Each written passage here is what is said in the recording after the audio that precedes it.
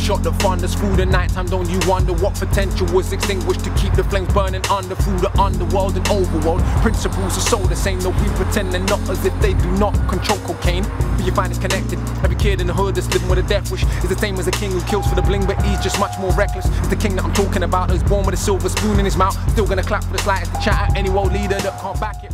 Voting, in my humble opinion, is not your engagement with politics. It's one tiny, tiny event once every 4 years that is given all this massive importance as if it's going to make such a huge difference to the nation, which in reality, if you look at the continuation of the state of affairs inside Britain and Britain's foreign policy, clearly whether Labour or Conservative have been in power has not made a humongous difference. It's cosmetics. We live in a country governed by old money, governed by Etonians and inherited class privilege and monarchy and all of these other things, dressed up as a fair society. Again, that's not me saying Britain is the worst place to live in the world, because of course it isn't. But those privileges very much exist, and young people, with particularly young poor people, particularly young poor brown people, and if they have the cheek to have radical ideas on top of that, are a threat to that entire structure. If he's sitting on the boxes, they're just oil, mineral deposits, foodies moving, messing with our profit, so you better stop it. They say money make the world go round, but it don't. That's just not true if you ain't got guns to protect that money. I regret that, sonny, it's more for you. Only murder further agendas that money couldn't force. Eliminate the foes who propose to suppose a different course.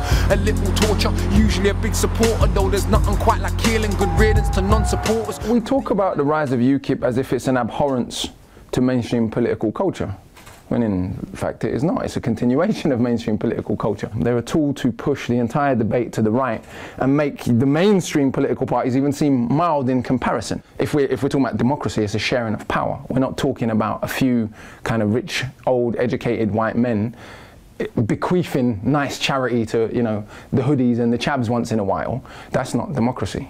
And that's what we have here. We have the management of poverty, not poverty alleviation. Poverty is created by a society, and then it's managed, and that management of poverty is presented as the powerful being charitable.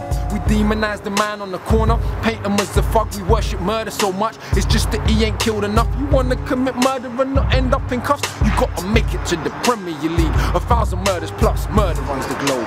Murder runs the globe.